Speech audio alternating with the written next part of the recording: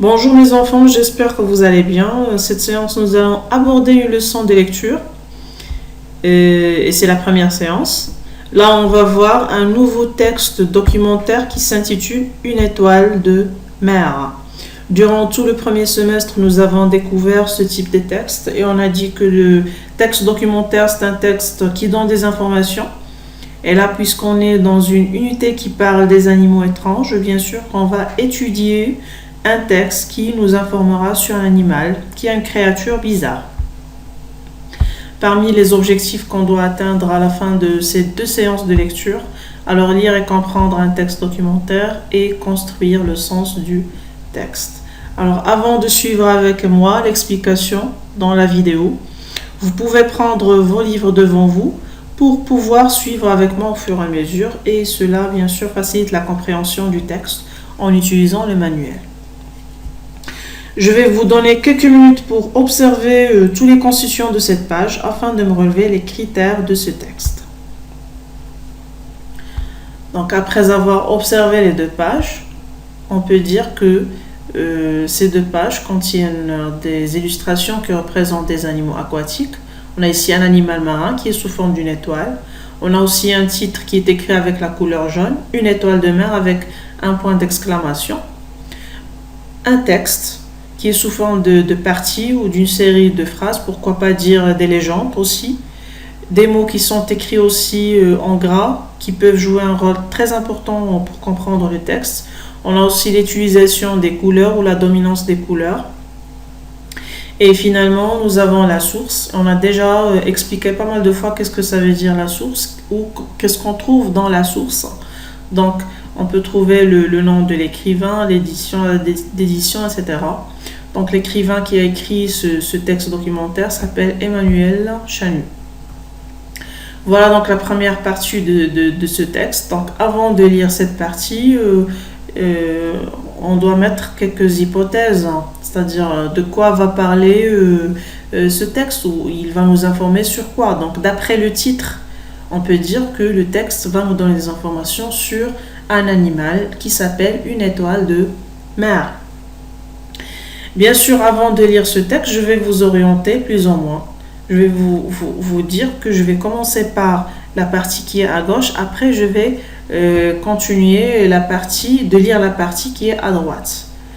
Et il vaut mieux de suivre les flèches, la direction des flèches, pour mieux comprendre chaque information. Voilà. Donc l'étoile de mer n'a pas de tête ni de pattes. Son corps a la forme d'une étoile. Quand vous voyez sur l'image, vous avez ici un animal qui est sous forme d'une étoile et qui n'a pas de tête ni de pattes.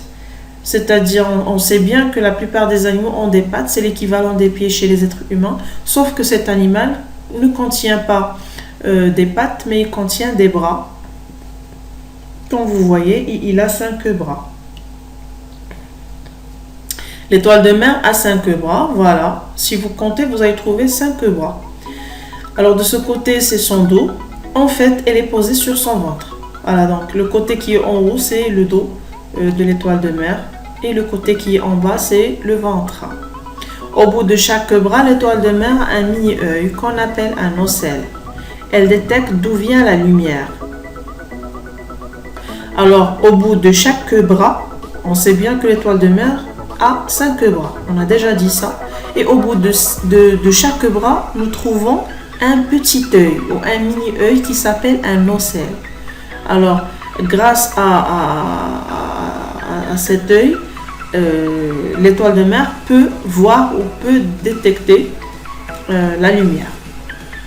L'étoile de mer est couverte de petites pointes dures et donc c'est une protection contre ceux qui voudraient la manger. Donc l'étoile de mer, qu'est-ce qu'elle contient? Elle contient en haut des petites pointes dures qui sont blanches.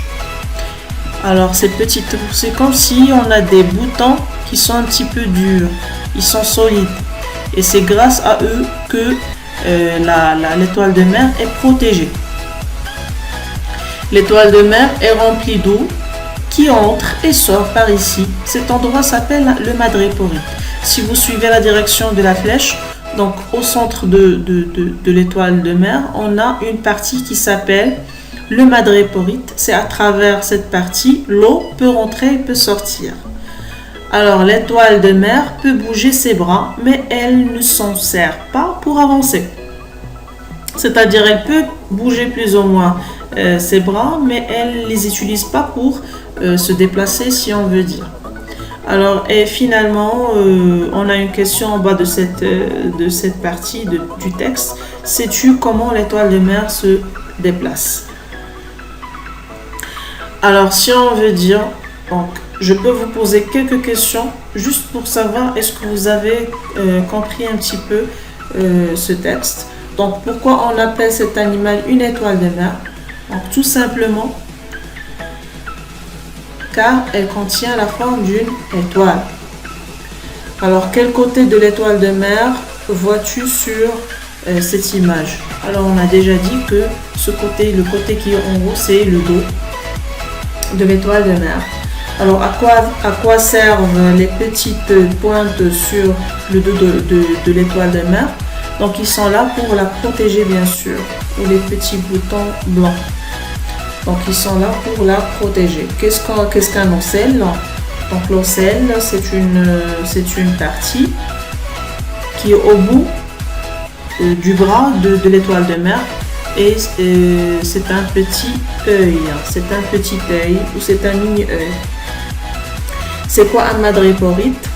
Alors, le madréporite, c'est une partie ou un organe filtreur là où passe l'eau. Et à quoi servent les petits textes qui accompagnent les photographies?